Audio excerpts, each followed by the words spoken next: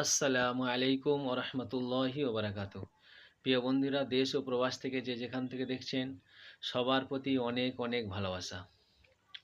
প্রিয় বন্ধুরা, আজ একটি প্রিয় নবী সাল্লাল্লাহু আলাইহি ওয়াসাল্লামের স্বাস্থ্যকেন্দ্রিক নববী চিকিৎসা কেন্দ্রিক একটি গুরুত্বপূর্ণ হাদিস আমরা শুনে রাখি। আমল করব ইনশাল্লাহ, এটি আমাদের স্বাস্থ্যের জন্য অত্যন্ত উপকারী। হাদিসটি হলো, আম্মাজান আয়েশা সিদ্দিকা রাদিয়াল্লাহু তাআলা আনহা বর্ণনা করেন, প্রিয় নবী সাল্লাল্লাহু আলাইহি ওয়াসাল্লাম বলিয়াছেন, সিরকা কতই না উত্তম সালন। সালন অর্থাৎ তরকারি। তো সিরকাকে তরকারির এবং উত্তম তরকারি বলেছেন প্রিয় রসুল্লাহ সাল্লাহ আলি সাল্লাম। এই হাদিসটি আছেন সহি মুসলিম শরীফের 5350 নম্বর হাদিস।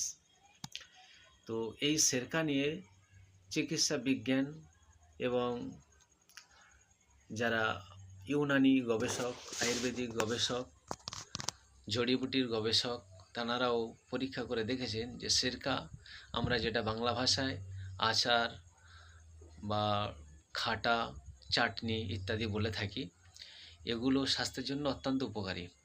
এগুলি খেলে কি হবে?